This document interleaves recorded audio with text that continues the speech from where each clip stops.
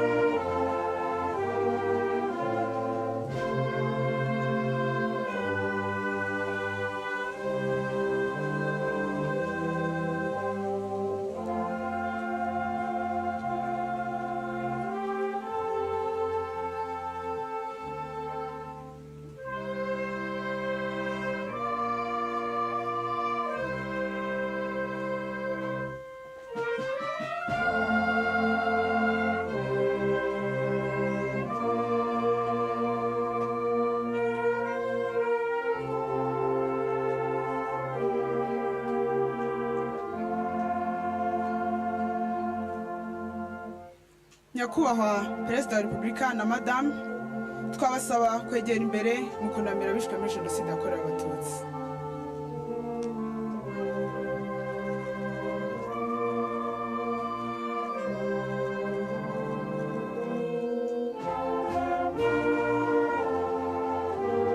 Murakoze.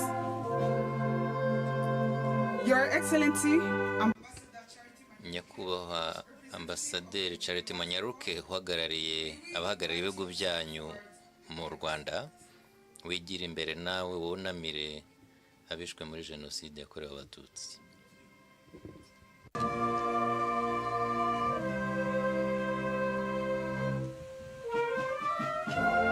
Thank you. Turakurikiza Perezida wa Ibuka Bwana Gakwenzire Philbert na Presidente w'umuryango wa Vega Madame Manzi Mukarugema Alphonsine. Twabasaba mukegera imbere mu kunamira abishwe muri jenoside yakorewe abatutsi.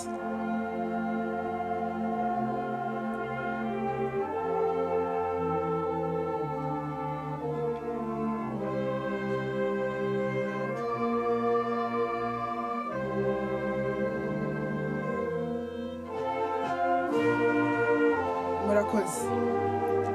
Tugiye gufata umwanya wo kuzirikana abishwe muri jenoside yakorewe abatutsi. Let us now observe a moment of silence.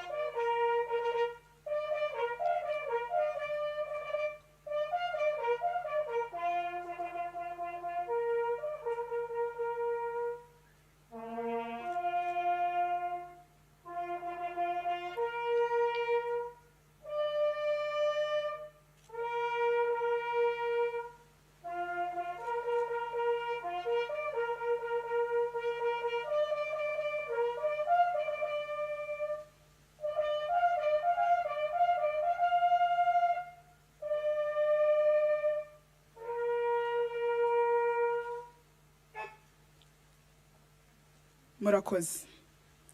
Nyakubahwa Perezida wa Repubulika na Madame, umwanya ukurikiyeho no kwenyegeza urumuri rw'icyizere.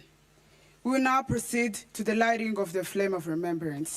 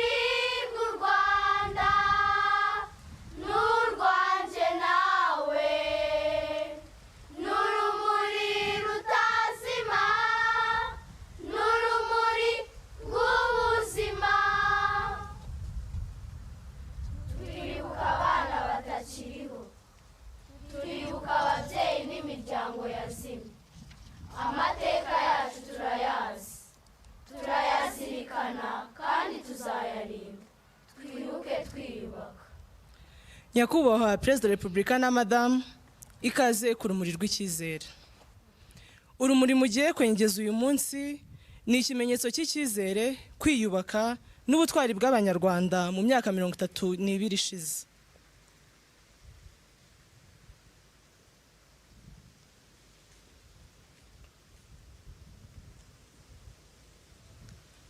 Twabasaba mukegera imbere mukengeza urumuri rw'icyizere. Uru ni urumuri rwo kwibuka, urumuri rw'ubuzima. Murakoze. Gahunda zo kwibuka ku nshuro 32 zirakomeje.